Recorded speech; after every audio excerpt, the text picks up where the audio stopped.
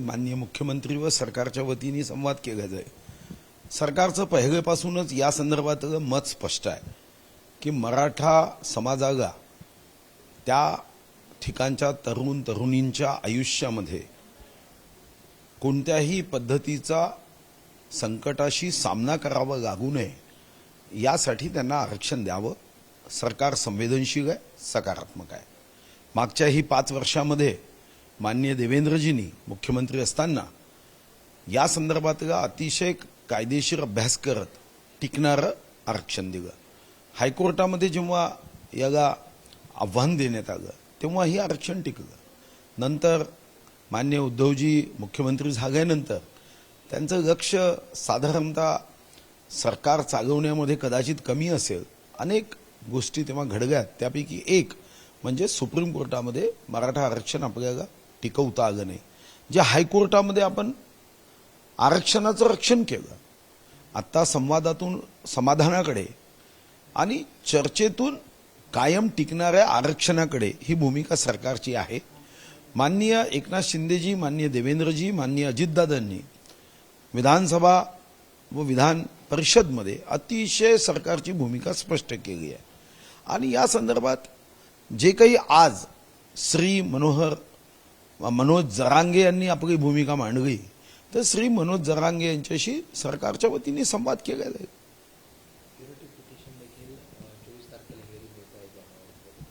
निश्चितच सकारात्मकच दृष्टिकोन सरकारचा आहे आणि म्हणूनच आपण पिटिशन केलं की ज्या माध्यमातून सुप्रीम कोर्टाने त्यांच्याकडे प्रलंबित असणाऱ्या प्रश्नावर वेगवान निर्णय करावा आणि मराठा समाजाला आरक्षणाचा लाभ व्हावा। आणि भूमिका सकारात्मक आहे, संवेदनशीलतेने सरकार या दृष्टिकोनातून काम करत आहे।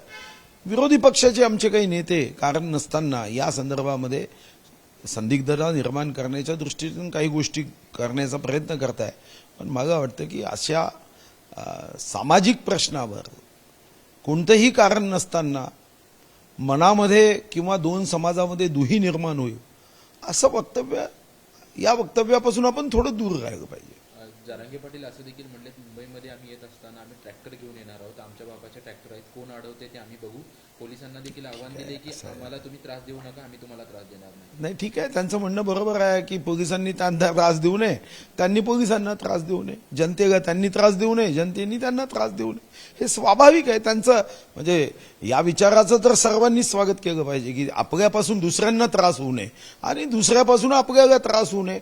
आपल्या मागण्या कायदेशीर आहे, सनदशीर आहे, पण त्याचा त्रास इतरांना होऊ नये ही भूमिका तर सरकारला योग्य वाटतं।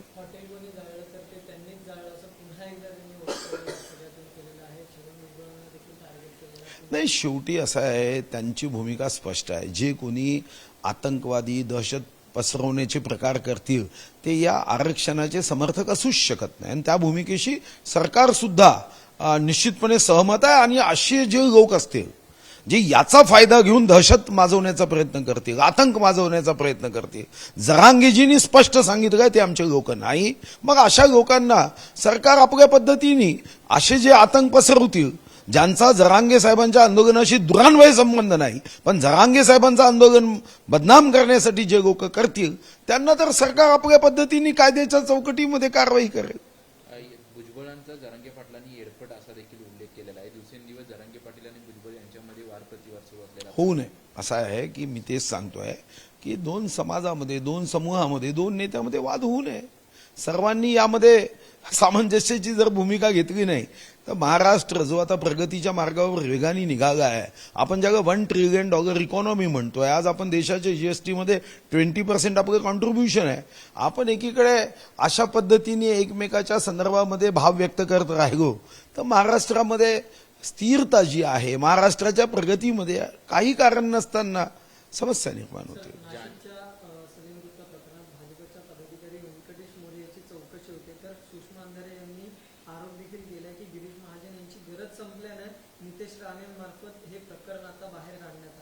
ते काय म्हणतात हे महत्वाचं नाही, पोलीस आपलं कारवाई करते, तो कुठचाही कार्यकर्ता असेल, जर दोषी असेल तर त्याला अटक होते. त्याच्यामुळे मला अडचण वाटत नाही.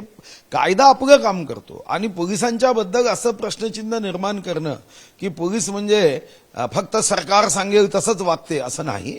अनेकदा आपण बघितलं असेल की भाजपच्या पदाधिकाऱ्यांनी चूक केली तर तोही या संदर्भामध्ये कारवाईला पात्र ठरतो आणि जेलमध्ये गेलाय.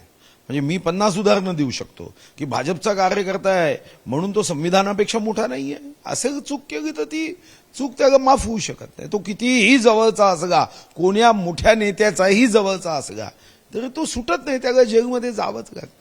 भाजप हा वैचारिक व्यासपीठावर काम करणारा पक्ष आहे. छत्रपती शिवाजी महाराजांचा 350वा राज्याभिषेक राज्य सरकारकडून साजरा करण्यात येणार आहे. तुम्ही त्याबद्दल माहिती देखील देण्यात आलेली आहे. काय एकंदरीत कसे उपक्रम जून महिन्यामध्ये 1 तारखेपासून 6 तारखेपर्यंत राबवण्यात येणार आहेत? हे खूप उपक्रम आहे. त्याच्यासाठी आपण मला वाटतं स्वतंत्र चर्चा केली पाहिजे. आज तुमचा महत्वाचा मुद्दा हा 20 तारखेच्या आंदोलनाचा आहे. तो एक स्वतंत्र विषय आहे. छत्रपती शिवाजी महाराजांच्या विषयाला मला वाटतं की या इतर विषयामध्ये बंदिस्त करू नका. छत्रपती शिवाजी महाराज हे नावच बेशुद्ध माणसाला शुद्धीवर आणणार आहे. मला वाटतं की छत्रपती शिवाजी महाराजांच्या शिवाय महाराष्ट्राचा इतिहासच पूर्ण होऊ शकत नाही. म्हणून त्या विषयावर इतक्या छोट्या वेळेमध्ये मला वाटतं की आपण करू नये. 2 महत्वाचे निर्णय आपण करतोय. आता छत्रपती शिवाजी महाराजांच्या राज्याभिषेकाच्या निमित्ताने 36 जिल्ह्यामध्ये छत्रपती शिवाजी महाराजांचं महानाट्य करतोय. याशिवाय मी माननीय लोकसभा अध्यक्षांशी फोनवर बोललोय, वेळ मागितली आहे. आता नवीन संसद परिसर किंवा जुन्या संसद परिसरामध्ये आम्हाला या संदर्भामध्ये छत्रपती शिवाजी महाराजांचा राज्याभिषेकाचा इतिहास हा जिवंतपणे साकार करता यावा.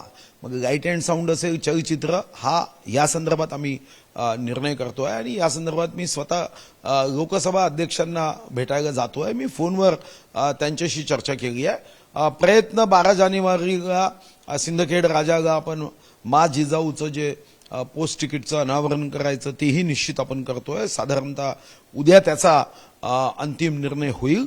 अशा पद्धतीचे एक 40-50 कार्यक्रम. आणि महत्वाचा ज्याला आम्हाला 2 दिवसात परवानगी अपेक्षित आहे ती म्हणजे 26 जानेवारी 2024 रोजी गणतंत्र परेडमध्ये आमचा जो देखावा आहे, जो चित्ररथ आहे, तो छत्रपती शिवाजी महाराजांच्या रयतेचं राज्य यावर असावा याचा आमचा प्रयत्न चालू आहे.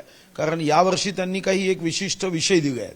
आम्ही त्या विशिष्ट विषयाला जोडून आम्ही विनंती केली आहे की जरी तुम्ही विशिष्ट विषय दिला असला तरी छत्रपती शिवाजी महाराज या अमृतमहोत्सवी वर्ष आणि छत्रपती शिवाजी महाराजांच्या राज्याभिषेकाचे 350 वर्ष हे विचारात घेऊन तिथं आमचा जो चित्ररथ आहे तो लोकशाहीला धरून असेल, लोकशाहीच्या विषयाला धरून असेल. रयतेचं राज्य हे सर्वश्रेष्ठ राज्य आहे, त्याला धरून चित्ररथ द्यावा. 2 दिवसात आम्हाला निर्णय येईल.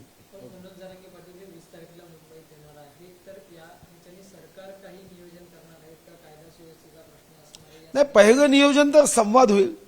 शेवटी त्या श्री जरांगेजी यांच्याशी चर्चा करणं हा पहिला निर्णय आहे की या संदर्भामध्ये सरकारची आणि त्यांची भूमिका जर एक आहे, भूमिकेमध्ये तर कुठं फरक जाणवत नाही. एकनाथ शिंदेजी असेल, देवेंद्रजी असेल, अजितदादा असेल, सर्वच नेते हे मराठा समाजाला आरक्षण देण्याबद्दल अनुकूल आहे, सकारात्मक आहे, संवेदनशील आहे. मग भूमिका एक आहे तर मग चर्चेतून समाधानाकडे जाणं हे गरजेचं आहे. एबीपी माझा, उघडा डोळे बघा नीट.